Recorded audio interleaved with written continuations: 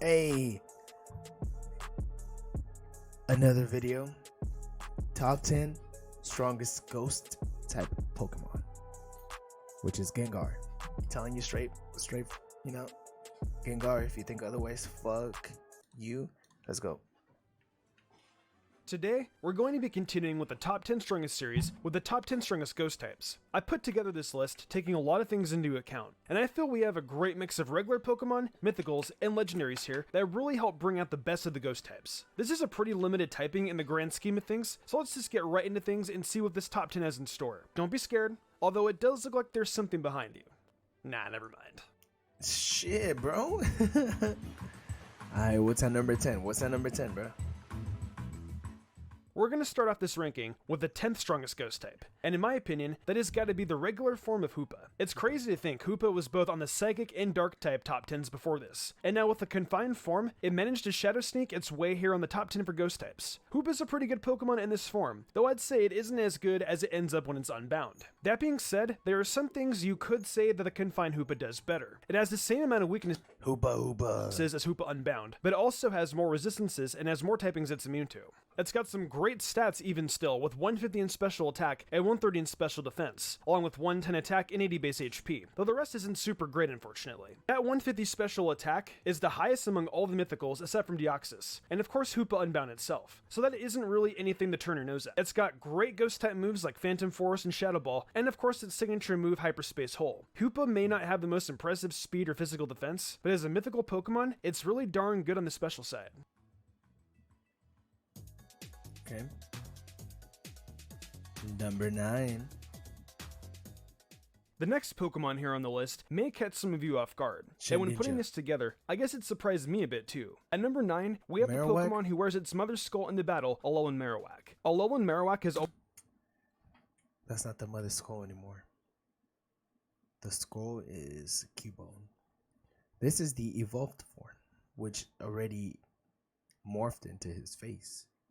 Therefore, it's not the mother's skull no more, right?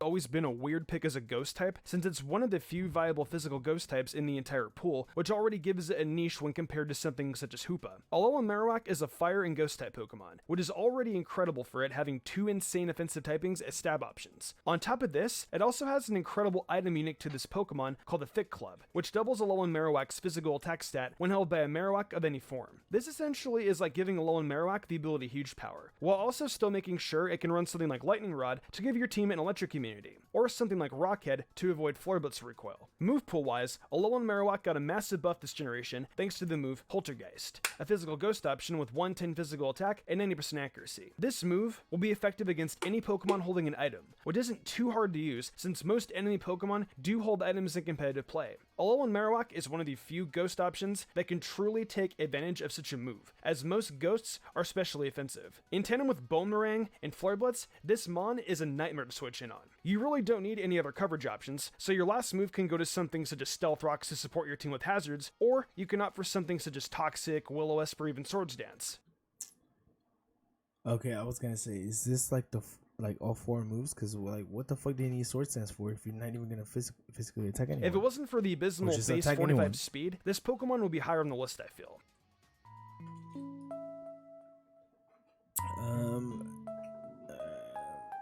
Oh, that's pretty cool. We move on to our next one, and here at number 8 is the fake Pikachu, Alola's Mimikyu. This one is a pretty Yo, Mimikyu. Somewhere back here. Okay, so that right there's Pikachu. But like right behind it, I have a Mimikyu. Let's great fucking Pokemon go. On both ends of its typing, with Fairy and Ghost. And due to the large lack of Ghost types, it slithered its way up here to this spot. Mimikyu is a really good Pokemon that has a tremendous ability with the skies, that while nerfed in Gen 8, is still very useful regardless. The big issue for Mimikyu is that its HP isn't all that great, and its special attack is very pedestrian, though that doesn't matter too much as it is a primary physical attacker regardless. Mimikyu has a pretty interesting move pool with non-stab moves like Wood Hammer, Drain Punch, and Leech Life being available to it through various ways. Now, as I mentioned earlier, it doesn't have good special attack by any means, though there are several great special moves it can get and use too, like Thunderbolt and Psychic. Though the fact that it has Shadow Claw, Phantom Force, and Play Rough is enough to show it gets a great push from its physical side that manages to help it outclass several of the ghost types we're not featuring today. I like how it's slowly turning into I can't remember. Is this Umbreon or Espeon? Umbreon, I think.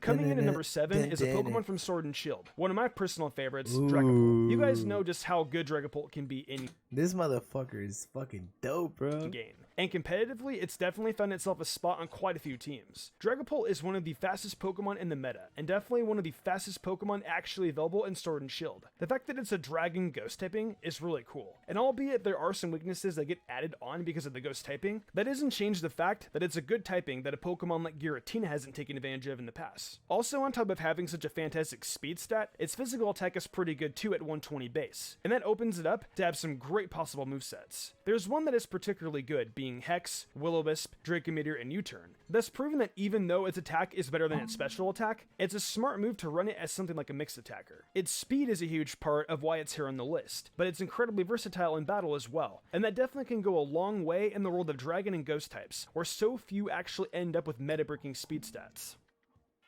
Dragapult is fucking dope, bro. Number 6. We're gonna step back to Alola for number 6, and this one... Fuck, okay, Alola. Well, he already used the Mimikyu. Is it gonna be the coffin one? Like not the coffin. Is it a coffin? Is an Ultra Beast. Blacephalon was introduced... Oh yeah, I was never gonna get this shit. I didn't really... I don't know why, but I didn't like the Ultra Beast.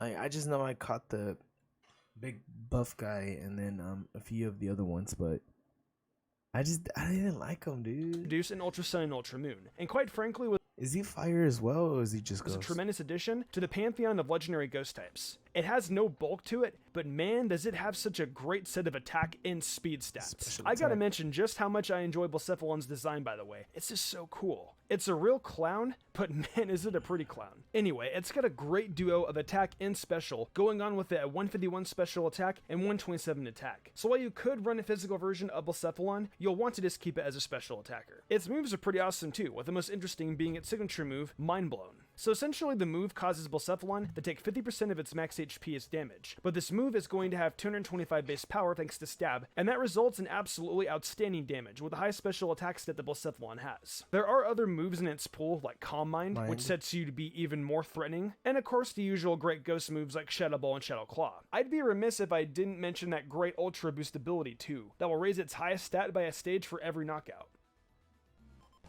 Cool. Number 5. Dude, I can't even guess these. As much as I try, think of something. Alright, this next one could have been higher on the list, if not for recent stat changes it's had to deal with.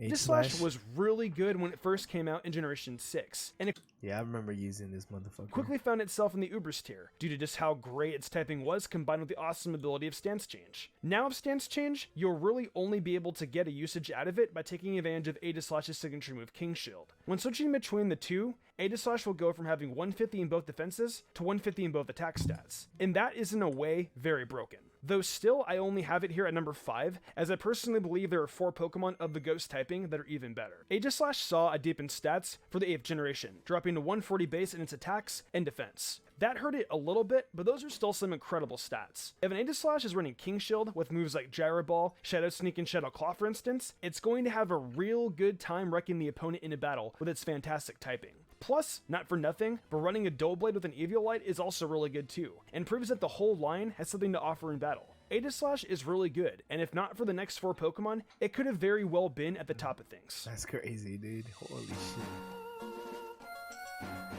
This fucking music, dude, I love it. So number 4, we're going to have ourselves another mythical Pokemon, this one being one of Alola's, Marshadow. Marshadow boasts a very nice offensive typing with Ghost.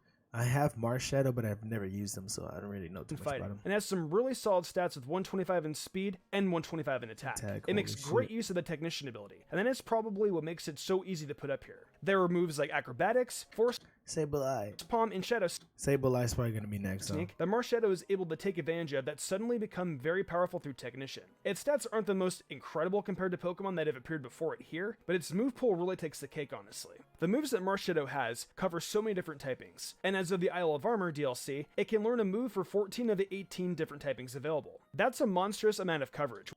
There's 18 types. God damn, I didn't even know there were that many. 2, 4. So 2, 4, 6, 8.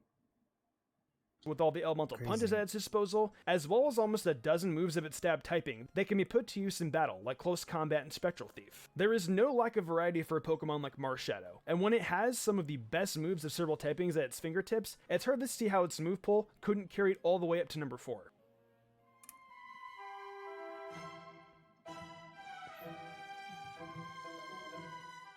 Man, we've managed to come this far without even talking about the first gen, and there's obviously a reason for that. Gengar? Like I said before, this is an There's not that many. There's only one ghost in Gen 1, dude. You telling me Gengar's not number 1?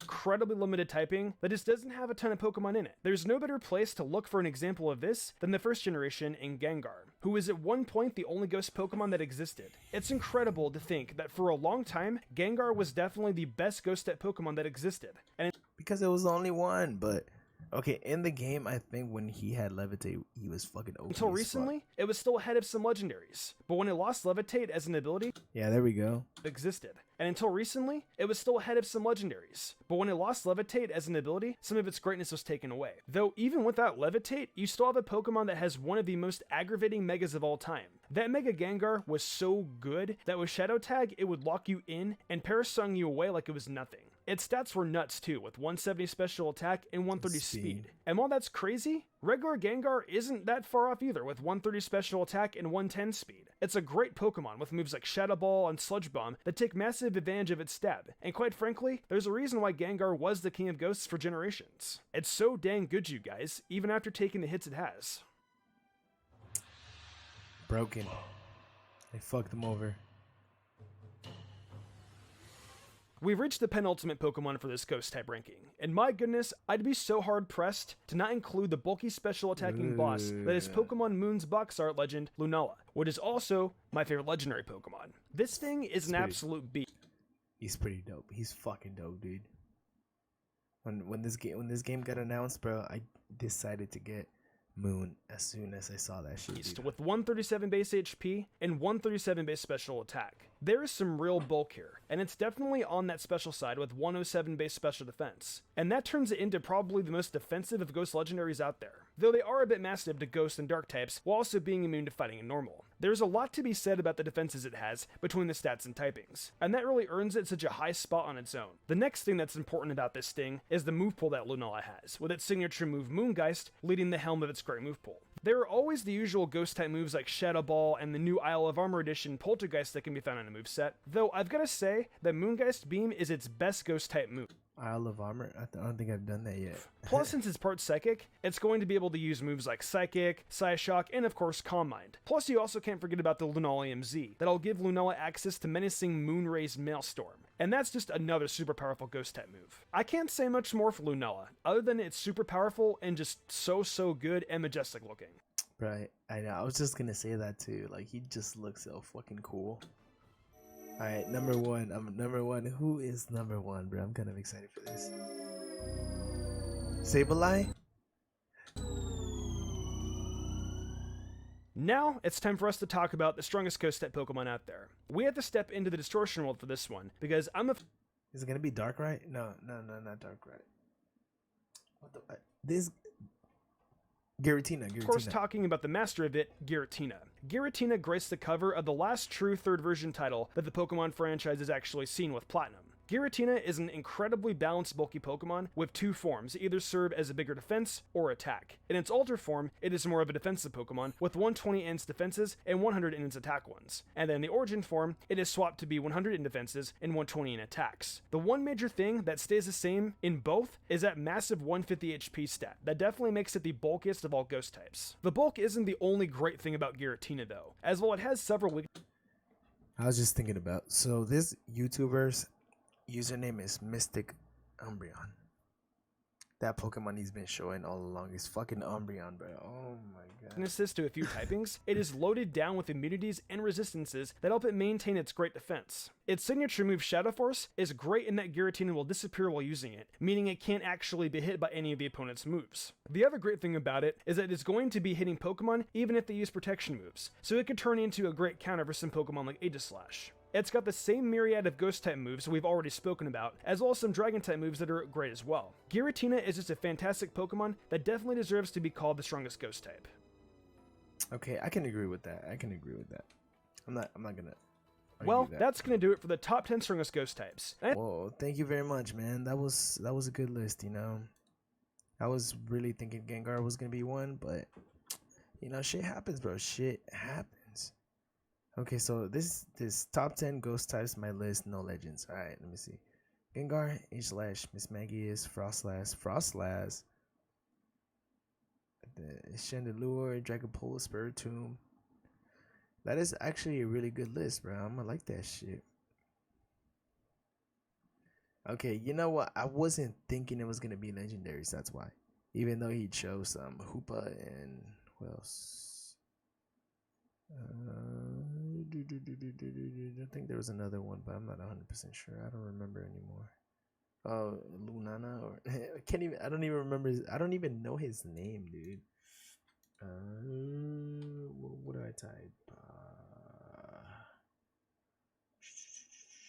My search history, bro.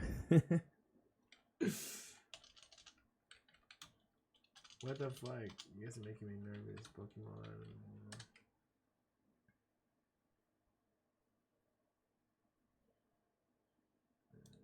Let's go to this. Let's go to this.